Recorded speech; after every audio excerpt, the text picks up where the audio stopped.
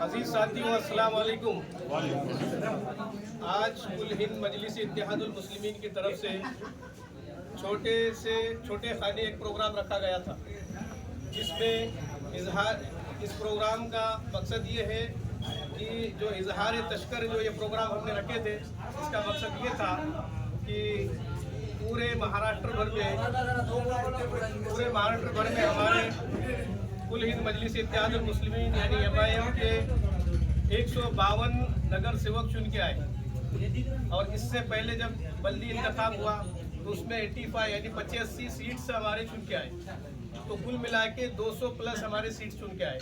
इससे पहले भी हमारे बहुत से नगर सेवक चुन के आए और बिहार में हमें अल्लाह के फजल करम से कामयाबी मिली। 5 MLA यानी 5 आमदार वहाँ पर हमारे चुन के आए। तो ये सिलसिला हमारा चालू है और आने वाले मुस्तकबिल में भी काफ़ी तादाद में हमारे पार्टी के नगर सेवक चुन के आएंगे। MIM की शुरुआत आप सब जान रहे हैं, आप सोशल मीडिया चलाने वाले नौजवान हैं। आप देख रहे हैं कि जिस तरह से मजलिस इत्तेहादुल मुस्लिमीन हैदराबाद के अंदर अपने कॉरपोरेटर्स को, अपने उम्मीदवारों को चुनकर लाती है और वहाँ पर मजलिस का आमदार और खासदार होता है। और आमदार हमारे जो खासदार हैं जनाब असदुद्दीन अवीसी साहब, ये हमारी नुमाइंदगी कर रहे हैं। हर मसले के ऊपर असदुद्दीन अवीसी साहब की आवाज़ हमें सुनाई देती है। वैसे तो बहुत से आमदार खासदार चुन के जाते हैं सभागृह में, लेकिन वहाँ पर वो आवाज़ नहीं देते। उनके पार्टियों की व्हीप की वजह से यानी पार्टी आदेश नहीं रहने की वजह से वो आवाज़ नहीं उठा सकते। हालांकि दूसरे पार्टी से जो लोग आते हैं वो भी काबिल होते हैं, ऐसा नहीं कि काबिल नहीं, लेकिन काबिल होते हैं, लेकिन पार्टी के आदेश की वजह से वो आवाज़ नहीं उठा सकते, मुसलमानों की आवाज़ बन नहीं सकते। जैसे मिसाल के तौर पे जब NRC का मुद्दा था और 3 तलाक का जब मसला पेश आया लोकसभा के अंदर, वहाँ पर कांग्रेस पार्टी के खासदार जो मुफ्ती साहब थे इजरारुल हक साहब, आप उनका इंतकाल अल्लाह उनकी मग़फ़िरत करें, लेकिन उनके एक दिल के अंदर एक तमन्ना थी कि मैं भी इसकी बिल की मुखालफत करूं, जो 3 तलाक बिल गवर्नमेंट लेके आई। लेकिन कांग्रेस ने कांग्रेस के जो आला ओहदेदार हैं उन्होंने उनको बोलने से रोक दिया। तो इसकी वजह से उन्होंने 3 तलाक बिल पे बोल नहीं सके।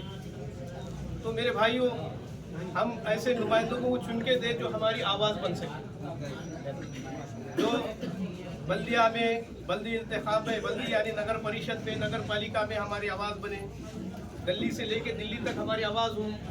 इसलिए कुल हिंद मजलिस इत्तेहादुल मुस्लिमीन ये आपकी आवाज़ बनी हुई है, हर मसले मसाइल पर ये आवाज़ उठा रही है। अब हमारी नुमाइंदगी महाराष्ट्र में इम्तियाज़ जलील साहब कर रहे हैं। नांदेड़ से ये पार्टी शुरू हुई महाराष्ट्र के अंदर। हमारे 11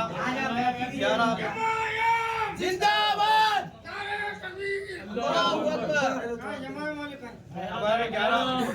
हमारे 11 कॉरपोरेटर, सबसे पहले 11 कॉरपोरेटर नांदेड़ में चुन के आए।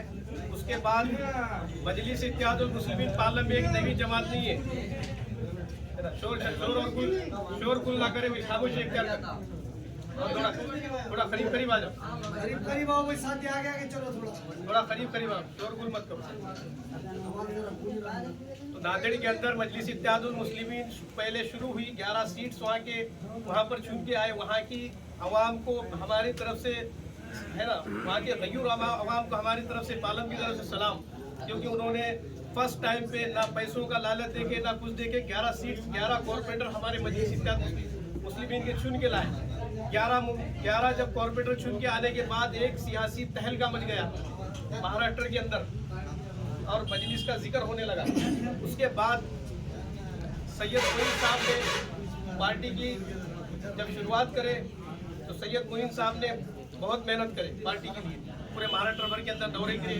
असद साहब और अकबर साहब क्या है लोगों को बताएं। तो मजलिस इत्तेहादुल मुस्लिमीन एक नई सियासी पार्टी नहीं है पालम के अंदर। 2013 के अंदर हम यहाँ पर काम कर रहे हैं। 2013 के अंदर से हम 2013 से लेके आज तक हम काम करते आ रहे हैं मजलिस इत्तेहादुल मुस्लिमीन के तहत। लेकिन कामयाबी मिलना ना मिलना अल्लाह के हाथ में है ना। एक लोगों के अंदर सियासी जब शऊर पैदा हो जाएगा तो इंशाल्लाह कामयाबी मिलेगी। और हमें ऐसी उम्मीद है 2026 के अंदर हमें कामयाबी मिलेगी। हमारे भी कॉर्पोरेटर्स नगर सेवक चुन के नगर पंचायत पालम में जाएंगे। और पालम के अंदर जो मजलिस इत्तेहाद स्थापन हुई है, यहाँ पे जो पार्टी की शाखा स्थापन हुई है वो 2013 के अंदर हुई है।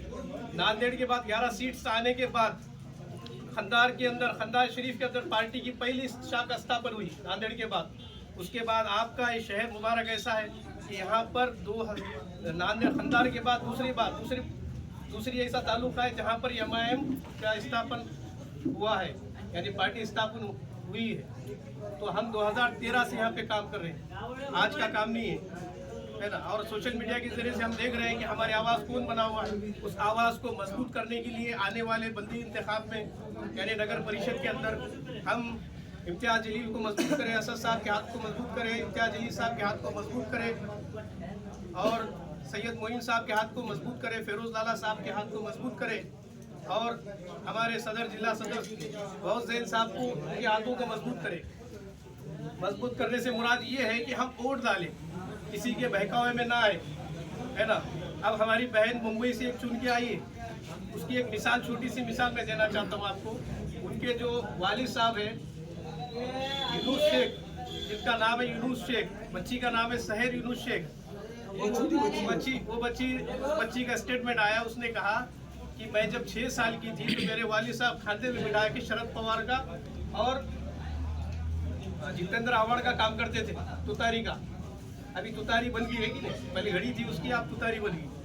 तो जितेंद्र आव्हाड का काम करते, 30 साल का दोस्त जितेंद्र आव्हाड का। और जब टिकट देने का टाइम आया तो जितेंद्र आव्हाड ने 30 साल के दोस्ती को ठुकरा दिया और उस बच्ची को देना टिकट चाहिए था लेकिन नहीं दिया। हालांकि वो बच्ची आईपीएस और MPS की तैयारी कर रही थी, यानी IAS अधिकारी बनने वाली थी, लेकिन उसने टिकट नहीं दिया।